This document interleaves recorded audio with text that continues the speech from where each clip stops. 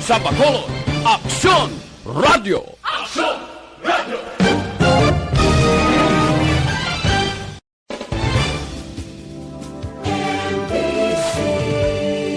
Manila Broadcasting Company. Sa balita, komentaryo, isyu,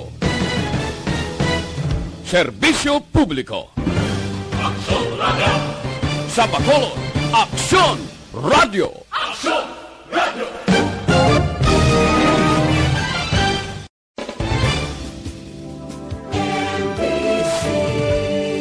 Manila Broadcasting Company. Sa balita, komentaryo, isyu. Magadulong sa inyo sang mga nagapanguna ng balita lokal, national, international, sports, kag entertainment. Aksyon! Balita Evening Edition. Kagkaroon ang inyong news team. Una sa balita, una sa aksyon! Mayong gabi syudad sa Bacolod, Western Visayas, kag bugos nga Pilipinas sa welcome na sa pagpangalagad sang aksyon na Balita Evening Edition. Karon nga adlaw Lunes sa Pebrero 14 tuig 2022. Makitan kita live sa among official Facebook page kag sa YouTube channel ang Aksyon Radyo Bacolod, kag mabatian pa sa www.actionradyobacolod.com.ph. Kaming inyo mga tagbalita. Aksyon and Defensive. Kag Aksyon Dale Salazar para sa mga headlines sa una kita sa mga balita lokal. Alert Level 2 ipatuman sa Bacolod kag Negros Occidental umpisa Pebrero 16. Corazon Locsin Montalibon Memorial Regional Hospital wala pediatric vaccination subong adlaw. Sa balita national, 500,000 ka mga volunteers target nga i-recruit sang PPCRV. 21,000 ka mga kabataan edad 5 tubtob 11 anyos bakunado batok COVID-19. Detalye sang mga balita lokal pagkatapos gid lamang sini.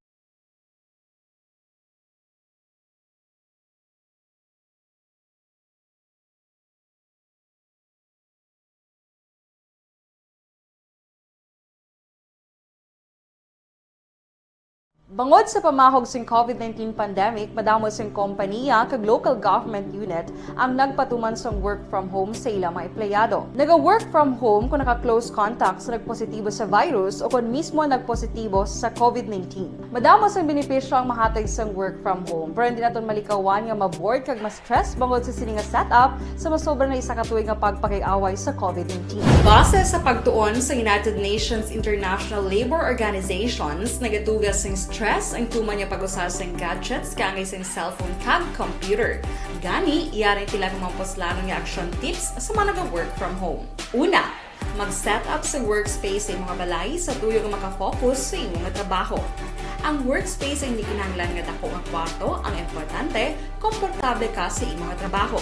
Matapos ang pila ka oras nga nagapungko ka mag-computer, dapat may tion nga mag-stretching agud malikawan nga ma-strain ang imong likod o konliog. Time management. Maghimo sa imong mga time schedule kag mga talapuson nga trabaho para maging organisado. Magkaon sa husto nga tion, labi na ang pamahaw kag pilion mga pagkaon nga maka-boost sa imong memory, concentration kag alertness kaangay sa pumpkin seeds kag dark chocolate. Kung mayara sa mga online meetings, advance sa ipahibalo sa imong mga upod sa balay, agud malikawan ang mga disturbo. Ang pigaw nga internet connection ang makatugas sa stress, gani ipreparar ang backup kaangay sa ibang network na may maayong signal para sa mobile data. Take a few breaks. Ini sa tuyo nga hindi ma-drain ang imong brain, maghampang sa imong pet o kung magpumatit sa music. Sa tion nga may concern kag problema, ipabalo sa imong team leader o kung sa boss para masolusyonan. Sa work from home nga setup, ikaw ang may uyat sa imong nga oras. Makasave ka sang plete, makasave ka sang pagkaon, makasave ka sang kwarta, kag makaupo no pa ang imong pamilya. Ang work from home ay may madamo nga hangkat, pero mas madamo sa gihapon ang mahatag nga benepisyo. Ini si Aksyon Dorel Cabato para sa Action Tips, una sa balita, una sa aksyon sa Bacolod, Aksyon Radio. Ang elementary nga evacuation center na concern din baha man. Uy, Kasi pinagamat-amat kumansaka ang tubig. Actually, ko po Di ba may tumataas na ang tubig, so ginaulat natin nga pasuwat nga nag-traffic to or nag-transit dito sa sulod ang mga continuous rains ang nag-isang factor sa pagsaka at sining tubig sa subong. Ang Pilipinas sa mayroon sa early warning system para mahibaluan ang lakat sa panahon. Gani, wala sa rason nga hindi kita makapreparar karon ni rainy season. Yari ang pila ka mga action tips nga dapat mo may baluan. Kung nagapuyo sa lugar nga masami ginabaha, mag-monitor sa balita para sa anunsyo sang pag-asa sa lakat sang panahon. Isa sa pinakapos nga pamaagi para malikawan nga magsulod ang baha sa balay, among paggamit sang sandbag. Ang sandbag ang isa kasakong nga may unod nga balas nga pwede ibutang sa pertahan upon ginaagyan sang tubig para temporaryo nga makontrol ang pagsulod sang tubig sa inyong nga balay. Antes naman ng rainy season, dapat nakapreparar ka na sa pagkaon, flashlight, pito, kandila, hygiene kit, power bank, transistor radio, importante nga mga dokumento, kag iban pa nga kinahanglanon. Ini ang dapat isulod sa go bag nga dapat ibutang sa isa ka lugar nga mapus kuhaon sa tion nga kinahanglan nga mag-evacuate. Sa tion sang pagbaha dapat butangan sang tape ang saksakan sang mga outlet kag ibutang sa mataas nga mga lugar ang appliances. Kunyara sa evacuation center, dapat man nga ipatuman ang minimum health protocol, face mask, face shield kag social distancing batok sa COVID. Sa panahon sa tigululan, dapat man proteksyonan ang ikaayong lawas batok sa pila ka mga masakit, kang isang dengue, leptospirosis, cholera, typhoid fever, hepatitis A. Nagpanugyan man ang DOH kay pabili ng proper hygiene kay pag-inom sang limpyo nga tubig. Lutuon sang gusto ang pagkaon para malikawan ang contamination. Maghugas sang kamot antes kag pagkatapos ang kaon kag matapos nga mag-usar sang banyo. Likawan man ang paglangoy o kon pagtubog sa baha. It is Action Dale Salazar para sa Action Tips na nagapahanundong na maghalong sa tanan nga tion. Good day everyone! Ako balik si Ann Defensor of Action Radio Bacolod. Kag subong sa 5 years na ako nga nagatrabaho for Action. And nagapasalamat ako syempre sa management sang sining ako nga trabahuan bangod sa ilang paghatagban bulig sa akon agud nga mas nga mapa-improve ang akon iyang ikasarang sa patag sa paghambal sa kahanginan kag syempre sa mga pagpakita pagid sang abilidad ko hindi lamang sa mikropono kundi pati man sa field. Sa liwat, madamo nga salamat Aksyon na Radyo Bacolod kag syempre sa amon man nga station manager Ma'am Nona Di Maala Magbanwa para sa pagbulig sa amon agud nga mas mapaayo pagid kag mangin produktibo kami nga mga kabataan sa sininga henerasyon. Kag syempre, nagapasalamat man ako sa Ginoo kay tungod nga naglawig ako diri sa Action Radio kag mas nga na-improve. Action Radio Philippine Standard Time las 6:14 kag karon sa detalye na sang mga balita lokal. Igapay dalom sa alert level 2 status ang syudad sa Bacolod kag probinsya sang Negros Occidental kung COVID-19 situation ang paghahambalan na. Ini ang base man sa advisory ang ginpagawa ni Presidential Spokesman Carlo Nograles subong nga hapon na. Ang bagong alert level status ang mag-uumpisa Pebrero 16 kag magalawig tubto 28 tuig 2022. Kalakip sa mga lugar sa Western Visayas nga naka-alert level 2 amo ang Aklan, Antique kag Capiz. Samtang alert level 3 ang Iloilo City, Iloilo Province kag Guimaras. Sa dugang nga balita lokal, 363,294 ka mga kabataan edad 5 tubto 11 anyos ang target nga mabakunahan kontra COVID-19 sa Negros Occidental. Inagin pahayag ni Provincial Health Officer Dr. Ernel Tumimbang kadungan sa paglansar sang pediatric vaccination sa Teresita L. Halanduni Provincial Hospital sa siyudad sang Silaya. So kay Tumimbang, una nga patigayunon ang pediatric vaccination sa hospital-based vaccination sites antes sa mga local government units. Sunod nga patagayunon sini amo ang Lorenzo D. Zayco District Hospital sa Cabancalan kag Cadiz District Hospital sa siyudad sang Cadiz. Iyagin panugyan sa mga ginikanan o kung mga guardians nga iparehestro online ang mga kabataan nga luyag mabakunahan o kung makig-angod sa LGU. Hatagan prioridad sa gobyerno probinsyal ang mga lugar nga high risk sa COVID-19.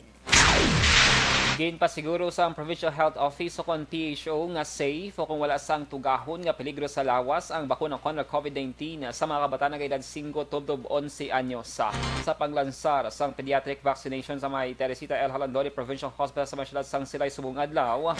Gain pahagi ni Provincial Health Officer Dr. Ernal Tumimbang nga may color-coded bottle caps na ang Pfizer-BioNTech COVID-19 vaccines nga ginaturok sa mga dapat bakunahan na.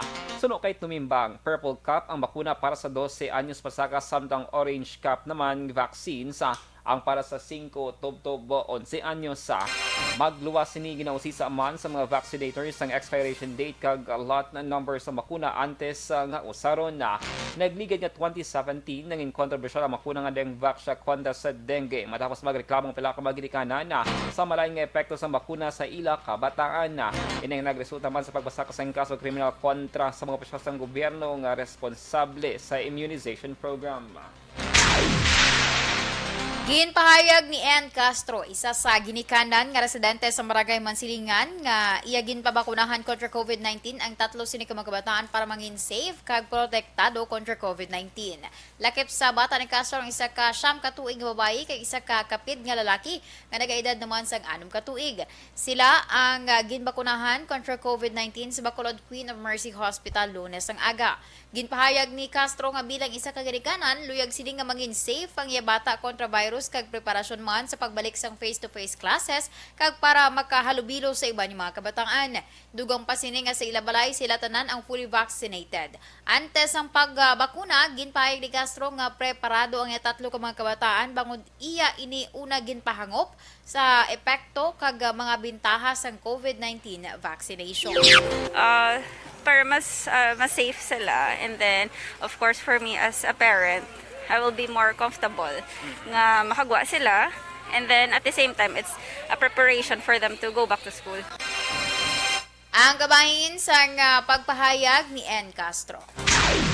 Hindi mag-akomodar ang Corazon Locsin Monteliban ng Memorial Regional Hospital o kon na CLMMRH sa mga walk-in sa pag-umbisa sa pediatric vaccination na edad 5 tubtob 11 anyos sa mabot nga Webes kag Biyernes nga adlaw.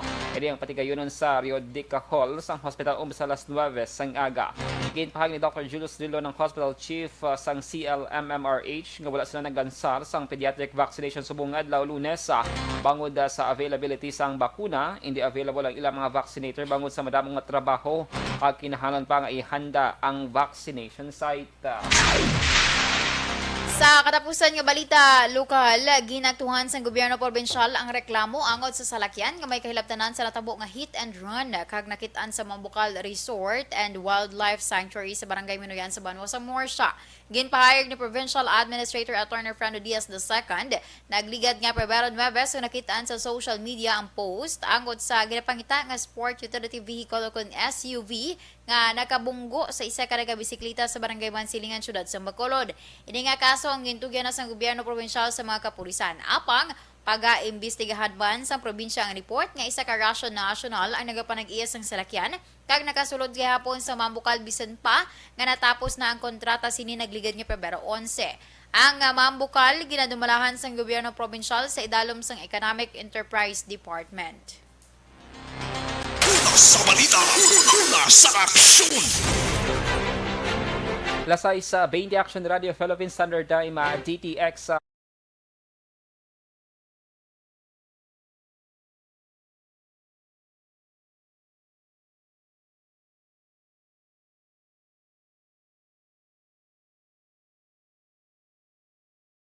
Bangod sa pamahog sing COVID-19 pandemic, madamo sing kompanya kag local government unit ang nagpatuman sang work from home sa ilang mga empleyado. Naga-work from home kung naka-close contact sa nagpositibo sa virus o kung mismo nagpositibo sa COVID-19. Madamo sang benepisyo ang mahatag sang work from home, pero hindi naton malikawan nga ma-bored kag ma-stress bangod sa sini nga setup sa masobra na isa ka tuig nga pagpakiaway sa COVID-19. Base sa pagtuon sa United Nations International Labour Organizations, nagatugas sing stress ang tuman niya pag-usar sa gadgets kangay sa cellphone kag computer.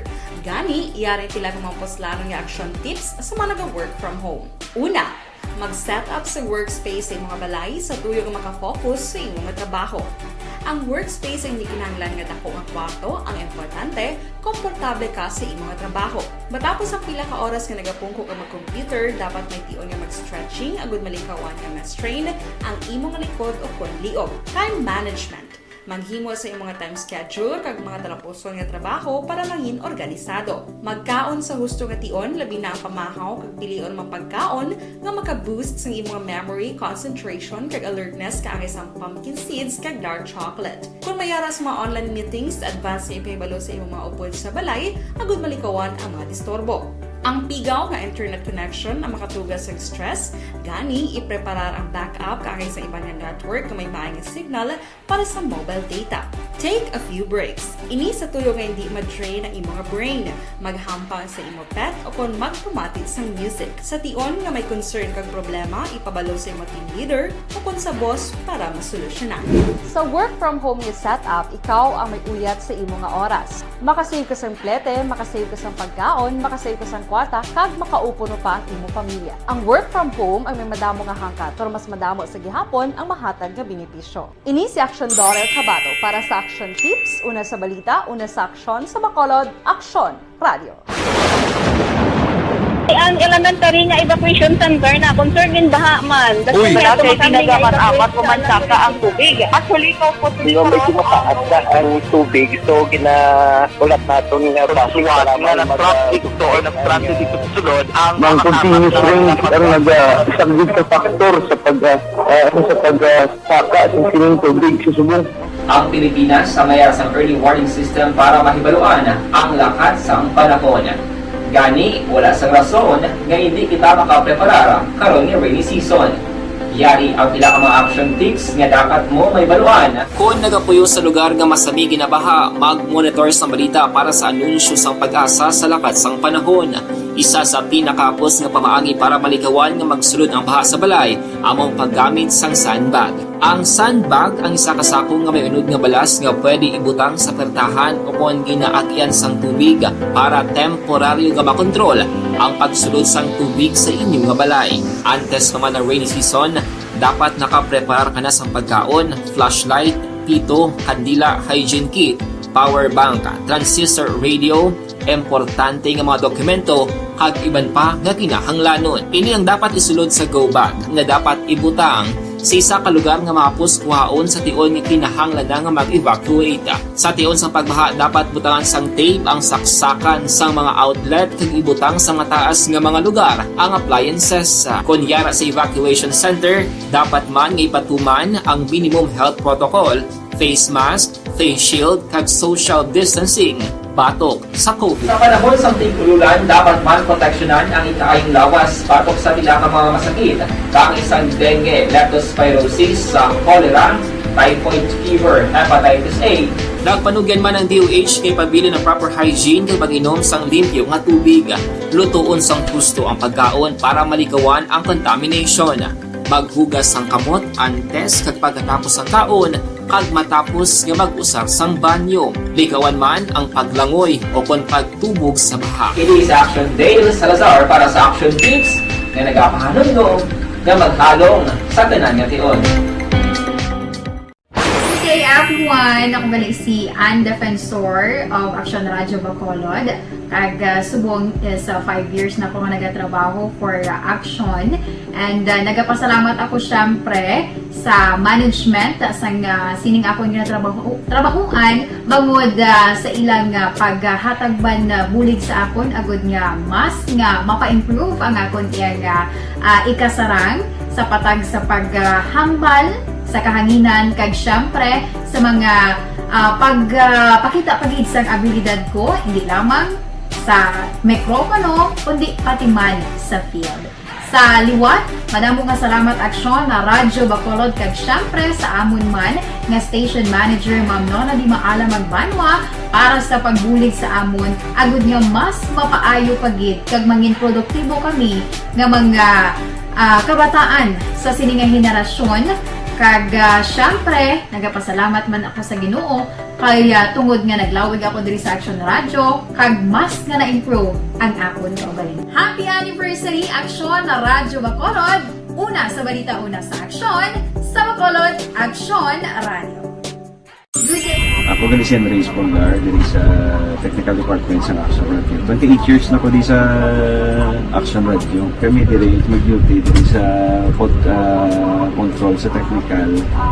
Mag-assist sa anchorman, troubleshooting, incoming calls. Okay, gito ni diya kay daw daw maglutod, mag-abyan, ganinsindihan ay kapin pa sa pagdumala ni Madam daw Mayo.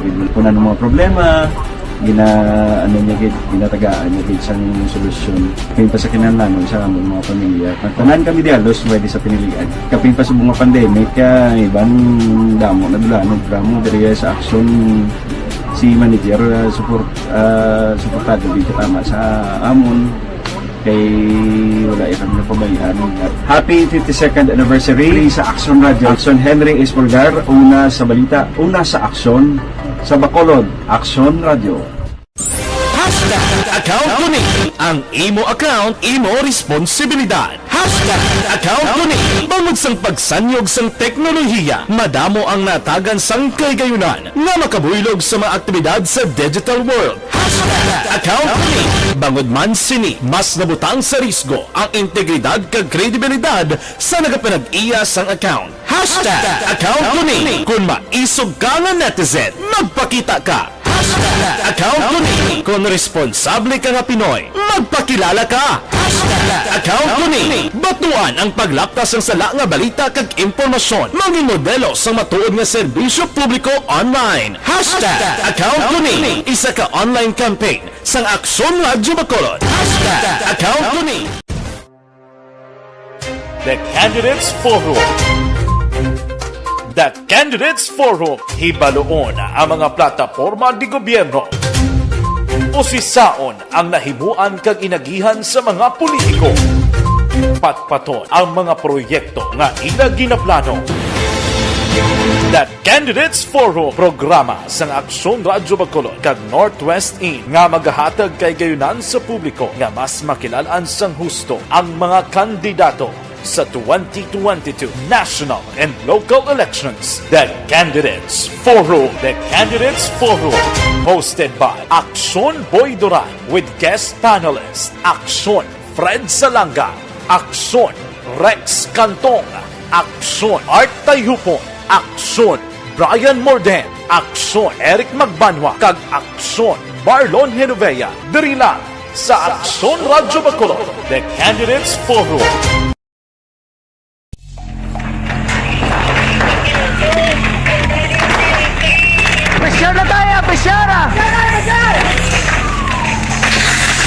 Nagkaroon sa detalye na sang mga balita national. Target sang Parish Pastoral Council for Responsible Voting kon PPCRV nga makarecruit sang 500,000 volunteers para sa mabot nga Mayo 9 nga election. Trabaho sang PPCRV nga magbulig sa voter education, voter registration, poll watching kag unofficial parallel count. Sunod kay PPCRV Chair Myla Villanueva, ang mga interesado nga mga volunteers ang dapat nagaedad 18 anyos pasaka kag dapat fully vaccinated. Sila ang pwede nga magpakigango sila nga local parish para may baluan ang mga posisyon nga kinahanglanon na. Ginpahayag man sang PPCRV Chair nga wala lamang sila nagapatigayon sang source code review kundi naga-monitor man pagkatapos sang pagboto. Inanunsyo ni Vaccine Czar Carlito Galvez Jr. nga 91,000 ka mga kabataan edad 5 tubtob 11 anyos ang bakunado na batok COVID-19. Ginanunsyo man ni Galvez nga may masobra 9 milyones ka mga edad 12 tubtob 17 anyos ang nabakunahan naman batok sa virus. Sunod kay Galvez nga base sa report ngayon pagwa ng Health Undersecretaries Maria Rosario Berjera kag Miarna Kabutahe, minimal lamang ang na-record nga adverse events sa bakuna. Ginpahanumduman ni Galvez ang publiko nga hindi magkabalaka tungod safe ang pagpabakuna. Sa dugang pangabalita national, ginpahayag sang National Vaccination Operations Center kon NFOC nga plano sang gobyerno nga magpatigayon sang bayanihan bakunahan sa tuyo nga mapasangkad pang vaccination program sa kada bulan sa pila ka mga lugar. Suno kay NFOC Chair Mirna Kabutahe, ini nga proposal ang karon ginatunan sang gobyerno lakip na ang nagkalinlain nga strategy. Ginpahayag sini nga ila ginalantaw nga dapat mapasaka pa ang numero sa mga senior citizens nga mabakunahan kontra COVID-19. Nagapakita sa datos sang NFOC nga 2.5 billion pa ka mga senior citizens ang unvaccinated, 6.2 million ang fully vaccinated, kagkapin 5 million ang nakabaton sang isa ka dose. Action Radio Philippine Standard Time, alas 6:31, ginpahayag ni Manila Mayor Esco Moreno nga iya tutukan ang pagpatukod sa mga disaster resilient evacuation centers agud mag-akomodar sa mga displaced individual sa panahon sa kalamidad. Suno kay Moreno, kung mapili subong nga eleksyon o kung mapilian siya sa subong eleksyon, tingwaan sining mayara sang long-term plan sa pag-abot o kung pag-preparar sa mga natural nga mga kalamidad kangay isang bagyo kag linog agud nga makabaton gilayon sang bulig gikan sa gobyerno nasyonal ang mga naapektuhan sang kalamidad. Ginhimo ni Moreno ang pahayag matapos ipamangkot kung ano mga plano sini sa epekto nga dulot sa natural nga mga kalamidad sa pungsod kag Pumuluyo. Kasunod man sa paglaslas ng Bagyo Udat sa madamong lugar sa probinsya, partikular na sa Visayas kag Mindanao, 2 ka semana na ang nakaligad. Una sa balita, una sa aksyon. Action Radio Philippines Standard Time na 6:32 sa inyo nabatian ang kabugusan nga mga balita sa Action Balita Evening Edition. Karon nga adlaw Lunes, Pebrero 14, 2022. Happy Valentine's Day. Happy Valentine's Day sa aton nga mga ka-aksyon. Salawat kami ang inyong mga tag-balita. Action and Defensor. Kag-Action Day, Los Salazar. Mga ka-aksyon sa diin ka man sa Pinas, labuton ka sang amon balita kag serbisyo. Sama-sama tayo, Pilipino. Una sa balita, una sa aksyon. Sa Bacolod, Action Radio. Aksyon Radio!